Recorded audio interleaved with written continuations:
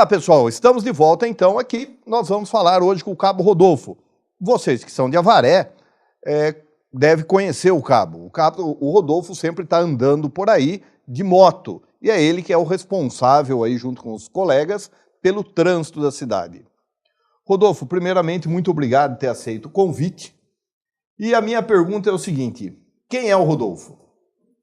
Tudo bem, Wagner? Eu que agradeço o convite, né? Está aqui representando a Polícia Militar. O Rodolfo é avarense, nasci em Avaré, me criei aqui, estudei na Escola Benê Andrade, estudei no Cefam, estudei no Industrial e em 96, 97 eu tive a oportunidade de, por convite de amigos, né? Na minha família não tem histórico de policiais, né? Então alguns amigos convidaram, eu resolvi prestar o concurso, passei. Fui fazer a escola em Sorocaba, né, o curso de formação de soldados. Isso, o curso de formação de soldados. Fiz em Sorocaba. Terminando a escola, eu já retornei direto para Avaré, né? Consegui vaga na minha cidade.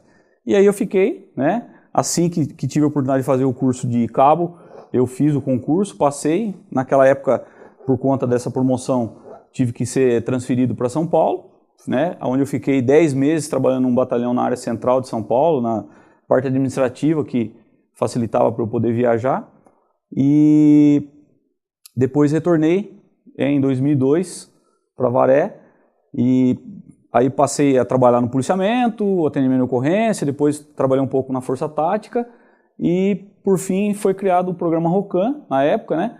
E eu comecei a fazer parte, junto com alguns colegas aí do programa ROCAM.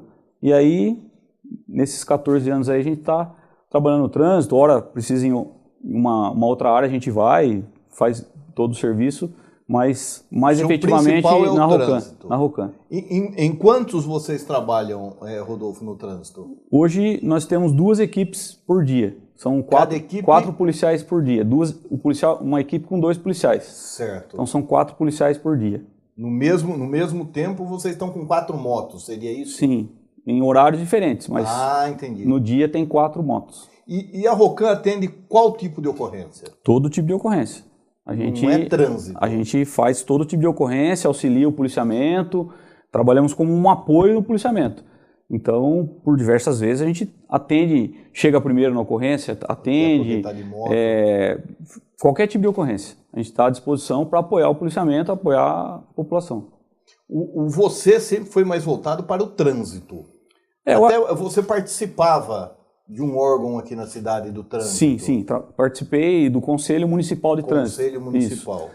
Eu acho que assim, é uma questão de gostar, ler bastante, interessar pelo assunto, então eu acabei me especializando nisso. Dentro da polícia eu fiz um curso, né, de especialista em trânsito urbano e se acaba gostando dessa situação, gostando da fiscalização, gostando da área, né? Eu gosto muito, participo em algumas empresas no CIPAT, falando sobre educação de trânsito, em escolas, passando informações sobre trânsito. É uma coisa um assunto que eu me interesso bastante. Diga uma coisa, já que você participou dessa área aí do trânsito administrativo aí, tem muita essa conversa de eu quero uma lombada na frente da minha casa. Como que funciona isso? Então, na época em que eu participei, né, o conselho ele é formado por pessoas da sociedade, né? A Polícia Militar tem um representante, a Polícia Civil, a Associação Comercial, a área, né? Então São várias pessoas nesse conselho. Sim, né? Então passou-se a discutir, né, a necessidade de uma lombada, a necessidade de um proibido estacionar, a necessidade de se inverter a mão de uma rua, né? Isso para atender a coletividade e não atender exatamente porque alguém queria ou porque só para satisfazer, de repente, alguma pretensão pessoal. Mas aí começamos a analisar, de repente, o coletivo, o impacto disso no trânsito, se era necessário, né? Então, realmente... Da mesma forma, para colocar o semáforo na cidade, passa pelo conselho ou não? Sim, passa pelo conselho, vai lá uma indicação, seja de um munícipe, seja de um vereador, né? Passa pelo conselho, as pessoas vão opinar, vão fazer de repente um estudo de caso. Alguns casos a gente ia no local para observar como que estava funcionando o trânsito ali e se realmente caberia alguma intervenção. O conselho, como o próprio nome está dizendo, é um conselho. Sim. Ele não obriga o chefe do executivo. Não, ele só indica. Ele indica, vê o que é melhor. Exatamente. Ele auxilia o executivo. Opina, né? Passa a opinião. E não precisa, o executivo não tem que seguir aquela norma. Não. Porque é conselho, opinativo, isso, aquilo. Agora, das mudanças que nós tivemos no trânsito aí, que passou pela sua mão quando do conselho, você lembra de algumas que você acha, porra, isso aqui fez a diferença? Uma que eu acho que a gente pode, que eu gosto de falar, é em relação ao estacionamento 45 graus. Então a gente tinha alguns estacionamentos 45 graus na Rua Maranhão, ali na descida onde o antigo cinema Santa Cruz, né? Ali no Largo São João, do lado da Lagoas, em frente ao Centro Alvarense, do lado da Santa Casa, né? Você tinha ali um estacionamento 45 graus, em frente ao plantão policial na Minas Gerais, e é um tipo de estacionamento que parece que ele dá mais espaço para as pessoas estacionarem, sim, mas a gente via muita dificuldade de quem estacionava. Então a pessoa estaciona ali, para uma caminhonete, por exemplo, do lado, ele tem muita dificuldade para sair no trânsito, né? E a pessoa que está vindo no trânsito, ela fica perdida. Se tem uma moto, ela estava embicando, ela tem que voltar. Então isso causava uma lentidão no trânsito, se atrapalhava um pouco. Entendi. Então isso é uma das coisas que eu lembro, né? E espaço físico cabe mais? Não, ou não tem nada a ver? Assim, pelo menos na prática a gente viu que foi mais ou menos igual, né? E talvez uma ou outra vaga menos, uma ou duas vagas menos. Mas assim, para o efeito do trânsito, eu acho que fica muito melhor. Acho que flui muito melhor o trânsito. Uma vez você estava, nós estávamos conversando aí faz tempo já, você tentou colocar uma coisa na cidade, não sei se por projeto ou opinião, o que eles faziam em Botucatu. Lembra daquelas placas, aqui tem, sim, mais acidente? Explica, sim, isso para nós, que eu achava e acho uma coisa interessante, né? Então, isso é educação de trânsito, né? Sim. Então na época a gente fez um levantamento dos acidentes de trânsito, né? Foram, né, visualizados assim, os cruzamentos ou locais onde tinha mais acidente. E isso já era uma realidade em Botucatu, né? Que eles faziam uma sinalização, colocavam uma plaquinha lá, aqui é o primeiro lugar de acidente, aqui é o segundo lugar de acidente. Isso para chamar a atenção do condutor ainda mais, né? Para que é um cruzamento que merece um cuidado, né? Que merece a sua mais atenção, né? E aí a gente acabou fazendo, foi feito um projeto, mas que infelizmente ficou só no projeto. Assim, de memória, você teria hoje na cidade os cruzamentos que você mais atende acidente? Então, um cruzamento que a gente sabe que tem bastante acidente é Rua Pará com Rua Bahia, né? Ali houve uma inversão de preferência há um tempo atrás, então é um cruzamento onde ainda uma tem... Uma quadra antes da praça ali do colégio. Perto do Maneco ali. Isso, bem na esquina do Maneco. Então é um cruzamento que ainda persiste alguns acidentes, né? E assim, um outro cruzamento que ainda persiste alguns acidentes é Rua Pará com Rua Alagoas, né? Uma que mudou recentemente? Que mudou recentemente. Então você percebe que quando tem a mudança, existe uma dificuldade do motorista, né? Dele assimilar isso, né? E então, assim, algumas mudanças são necessárias, né? Exato. O que acontece nas duas? Você tem um semáforo que antecede essa mudança. Sim. Então, se você não faz essa inversão de preferência, abre o semáforo, o carro anda uma quadra e para, e aí automaticamente vai se parando e fecha o cruzamento do semáforo, né? Então, estudou que o semáforo era necessário ali para fazer essa distribuição do trânsito, mas era necessário também fazer essa inversão da frente, porque senão você ia travar o semáforo da mesma forma.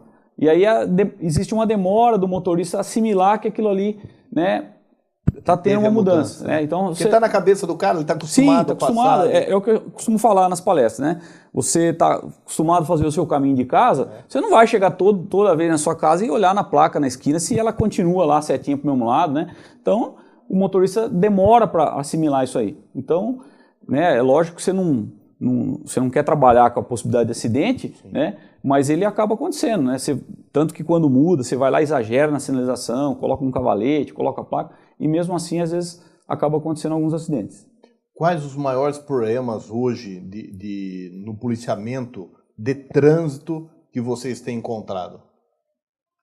Então, A falta de educação. Eu acho que a falta de educação, né, o individualismo, né? Eu acho que é uma das coisas que eu coloco bastante para as pessoas, né, nas palestras e tal, né? Então, eu costumo dizer o seguinte,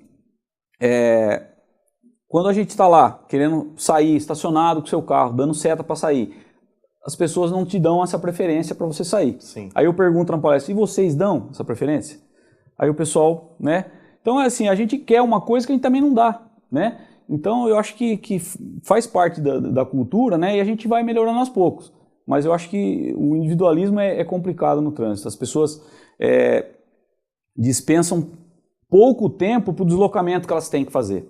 É um outro problema que eu acho que é bastante sério, né? Então, assim, por a gente morar numa cidade pequena, você acaba, às vezes, a pessoa... Ah, mas eu moro perto aqui do trabalho, então eu deixo 5 minutos para fazer o deslocamento. Mas e se eu tiver trânsito, se acontecer alguma coisa, né? Aí, de repente, você pega aquela pessoa na frente que está devagar com o carro. Aí você fica lá, desesperado, querendo passar. E quem está certo?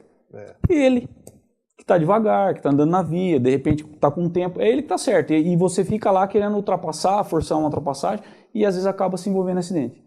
Você acha que a Zona Azul melhorou?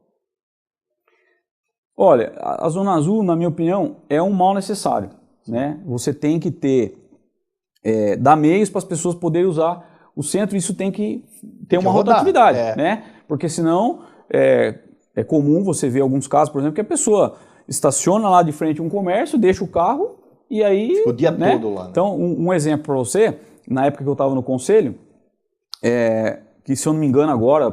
vão haver algumas mudanças, vão aumentar essa área de Zona Azul, e um dos lugares que vai ser aumentado é ali o final da Paulo Novaes, chegando na Matriz, né, ali perto do posto Avarezinho e tal. E ali, você vê, foi uma solicitação dos comerciantes, né? Por que isso? Porque por ser o final da Zona Azul, próximo de uma escola, qual é o problema que o comerciante tem ali?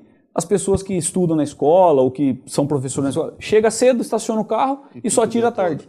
E aí o cliente que vai vir na loja vem que jeito? Estaciona onde? Então, assim, eu acho que é uma coisa que é necessária.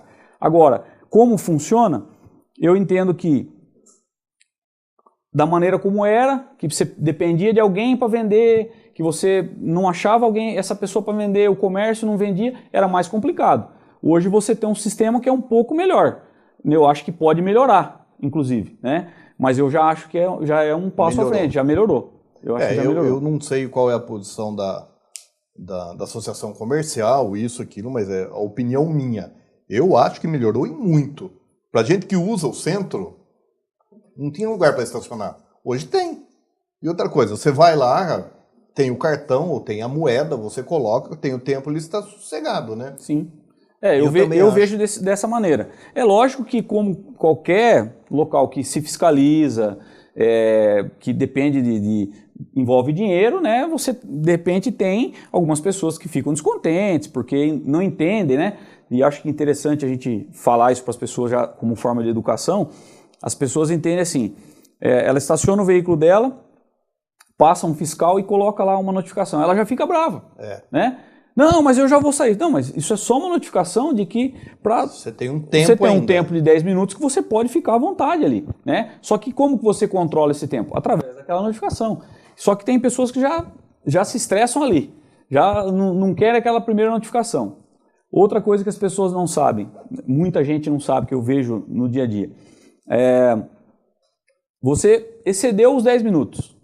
Só que você chegou, né, acabou de chegar ali, ele fez uma notificação ali de que você estava estacionado irregular. Se você for, num período de 10 minutos que ele fez essa notificação, se você for até a máquina do parquímetro e fizer um pedido de estacionamento mínimo que seja lá de 30 minutos, né, você anexa junto com a sua notificação, coloca lá na máquina e essa notificação já resolveu. Você não precisa ir lá na central. Não precisa ir na central, não precisa pagar essa taxa de pós-utilização que existe nesse contrato, né? E isso nem vai gerar uma multa, né? E muita gente não sabe disso, né? Que dentro desse período de 10 minutos ela ainda consegue fazer essa regularização.